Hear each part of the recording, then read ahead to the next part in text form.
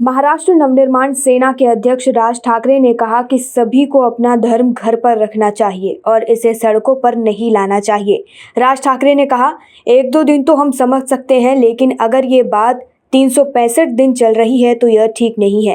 राज ठाकरे ने आगे कहा कि बहुत सारे सामाजिक मुद्दे हैं जिन्हें एक सामाजिक मुद्दे के रूप में माना जाना चाहिए, न कि धर्म के मुद्दे के रूप में। हम एसटी की हड़ताल को राजनीतिक भी मानते हैं, लेकिन यह राजनीतिक बिल्कुल नहीं है। यह कर्मचारियों के वेतन में वृद्धि के संदर्भ में है। ठाकरे ने आगे कहा कि इतने सालों में हम अभी भी नहीं बदले हैं। हम अब भी कह रहे हैं कि हम सड़कें देंगे, पानी देंगे, बिजली देंगे, शिक्षा देंगे, स्वास्थ्य देंगे। राज ठाकरे ने आगे कहा कि इतने सालों में यह बुनियादी समस्या दूर नहीं हुई है, इसीलिए जो काम करते हैं उन्हें खारिज कर दिया जाता है और जो काम नहीं करते हैं वे पास हो जाते हैं। तो ये काम नहीं होना चाहिए। पटियाला हिंसा मामले में बड़े अधिकारियों पर गाज गिरनी शुरू हो गई है। नतीजन पटियाला रेंज में आईजी, एसएसपी और एसपी को हटा दिया गया है। मामले की गंभीरता को देखते हुए पटियाला में 9:30 बजे से शाम 6 बजे तक इंटरनेट बंद कर दिया गया है। अफवाहों को फैलने से रोकने के लिए पंजाब सरकार के गृह विभाग ने आदेश जारी किए हैं। अपनी बयानबाजी को लेकर सुर्खियों में रहने वाले एआईएमआईएम चीफ असदुद्दीन ओवैसी शुक्रवार को अलविदा की नमाज के बाद भावुक नजर आए। हैदराबाद में असदुद्दीन ओवैसी के हुए भाषण के दौरान असदुद्दीन ओवैसी रो पड़े। उस समय मक्का मस्जिद से ओवैसी लोगों को संबोधित कर रहे थे। एआईएमआईएम ने रमजान के आखिरी जुम्मे पर मक्का मस्जिद में यौम उल कुरान का आयोजन किया। अपने संबोधन में पहला जिक्र हिंसा की घटनाओं का करते हुए ओवैसी भावुक हो गए। उन्होंने इसे लेकर कहा, उन लोगों के फोन आते हैं और वे बताते हैं कि उनको डर लगता है। उन्होंने कहा कि वे समझते हैं कि डरने की जरूरत नहीं है।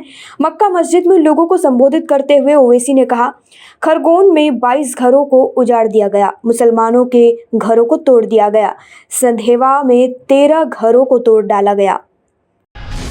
प्रधानमंत्री नरेंद्र मोदी की मेड इन इंडिया पहल के तहत भारत संचार निगम लिमिटेड जल्द ही स्वदेशी 4G नेटवर्क लेकर आने वाला है। केंद्रीय कैबिनेट ने इसके 2000 से अधिक साइट्स को मंजूरी भी दे दी है। यह जानकारी शुक्रवार यानी 29 अप्रैल 2022 को केंद्रीय सूचना और प्रौद्योगिकी मंत्री अश्विनी वैष्णव की ओर से दी गई है। उन्होंने बताया, बीएसएनएल आने वाले कुछ हफ्तों में स्वदेशी 4G नेटवर्क की शुरुआत करेगा। समूचे भारत भर में इसके लिए 2340 साइट्स की पहचान की गई है, जबकि इस काम के लिए कैबिनेट ने उन्हें अनुमति भी दे दी है। बताया गया है कि 4G टेलीकॉम नेटवर्क भारतीय इंजीनियर और वैज्ञानिक विकसित कर रहे हैं। इस स्वदेशी 4G नेटवर्क को लाने की योजना के तहत बीएसएनएल पूरे भारत में 1.12 लाख से अधिक टावर लगाएगा। आज यानी 30 अप्रैल को मध्यरात्रि 12:15 से शुरू होकर प्रातःकाल 4:07 पर साल का पहला सूर्य ग्रहण लगने जा रहा है।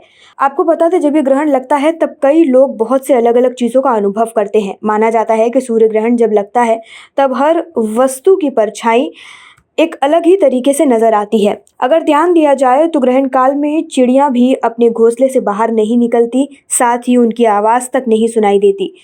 साथ ही आपको बता दें, इस ग्रहण के समय तापमान 10 से 5 डिग्री गिर जाता है और इस मौसम में शीतलता महसूस होने लगती है।